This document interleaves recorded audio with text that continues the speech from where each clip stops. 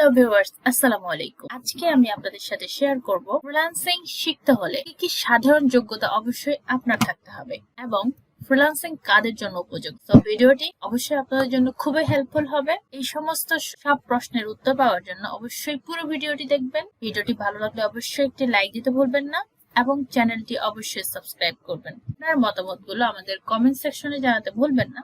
So let's get started.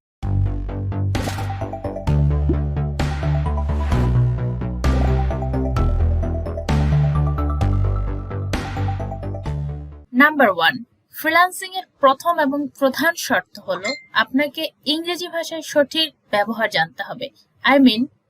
ইংরেজিতে দক্ষ হতে হবে। অনেকেই মনে করতে পারেন ইংরেজি তো আমি কথায় কথায় বলি, কিন্তু জনাব, কথায় কথায় ইংলিশ বলা আর একজন বিদেশির সাথে ইংরেজিতে তথ্য আদান প্রদান করা এক কথা নয়।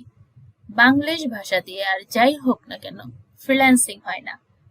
আশা করি বাংলিশের মিনিংটা আপনারা জানেন। নাম্বার 2, ফ্রিল্যান্সিং করতে হলে অবশ্যই কঠোর পরিশ্রম করার মানসিকতা থাকতে হবে। যেসব বাবু সাহেবরা চিন্তা করতেছেন খাবো, ঘুমাবো, বন্ধুদের সাথে আড্ডা মারবো, তারপরও মাসে মাসে হাজার হাজার ডলার আয়, তাহলে বলি কঠোর পরিশ্রম ছাড়া কোনো সফল ফ্রিল্যান্সার আজ পর্যন্ত তৈরি হয়নি এবং ভবিষ্যতেও হবে না ইনশাআল্লাহ, 100% গ্যারান্টি।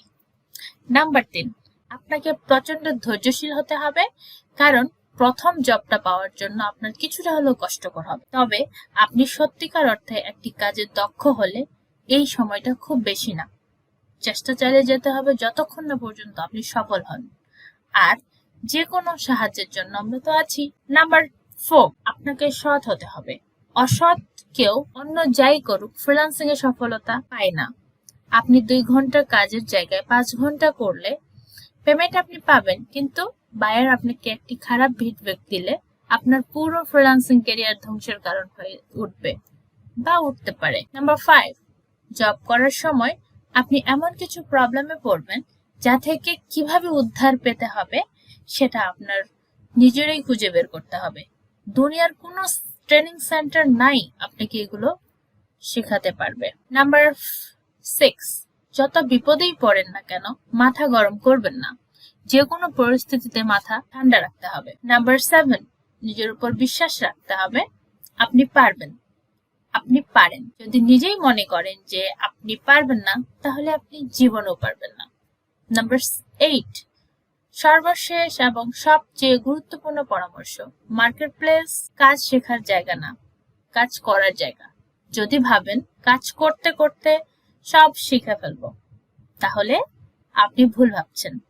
যদিও কিছু কিছু ক্লায়েন্ট কাজ শুরুর আগে সব শিখিয়ে দেয়, পরের ভরসায় পথে নামা কি ঠিক? এখন আসা যাক ফ্রিল্যান্সিং কাদের জন্য। নাম্বার 1, ছাত্রদের জন্য, তবে পড়ালেখার পাশাপাশি করতে পারবে, তবে পড়ালেখার ক্ষতি করে নয়।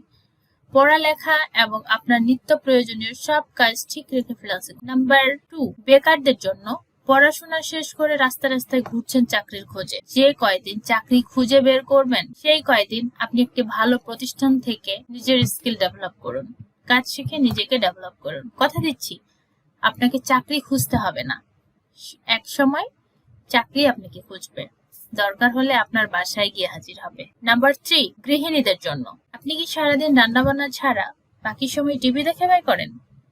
ওইসব বাদ দিয়ে আজই শুরু করে দিন ফ্রিল্যান্সিং। আপনার নিজের একটা পরিচয় তৈরি করুন। নাম্বার 4, প্রতিবন্ধীদের জন্য, আপনার উপরে যে সমস্ত সাধারণ যোগ্যতা আছে কিন্তু শারীরিক প্রতিকূলতার কারণে চাকরি ব্যবসা করতে পারছেন না, নো টেনশন। যে কোনো একটি বিষয় নিজেকে দক্ষ করে তুলুন এবং শুরু করে দিন ফ্রিল্যান্সিং। দেখবেন অনেকেই 9টা থেকে 5টা পর্যন্ত সারাদিন জব করার পরে আপনার সময় আয় করতে পারবে না। নাম্বার 5, অবসরপ্রাপ্ত চাকরিজীবীদের জন্য, আপনি চাকরি থেকে অবসর গ্রহণ করেছেন কিন্তু এখনো পুরোপুরি কর্মঠ এবং চাইছেন নিজের এবং পরিবারের জন্য কিছু আয় করে সাহায্য করতে, তাহলে ফ্রিল্যান্সিং আপনার এই জন্য। সো আশা করি আপনাদের আমার আজকের ভিডিও থেকে কমপ্লিট একটি ধারণা পেয়েছেন ফ্রিল্যান্সিং কি এবং কাদের জন্য উপযোগী এবং ফ্রিল্যান্সিং এর জন্য কি কি যোগ্যতা প্রয়োজন। ভিডিওটি ভালো লাগলে অবশ্যই ভিডিওটি একটা লাইক দিতে ভুলবেন না এবং চ্যানেলটি সাবস্ক্রাইব করে আপনার মতামতগুলো কমেন্ট সেকশনে জানাবেন। দেখা হচ্ছে নেক্সট ভিডিওতে। সে পর্যন্ত ভালো থাকবেন। আসসালামু আলাইকুম।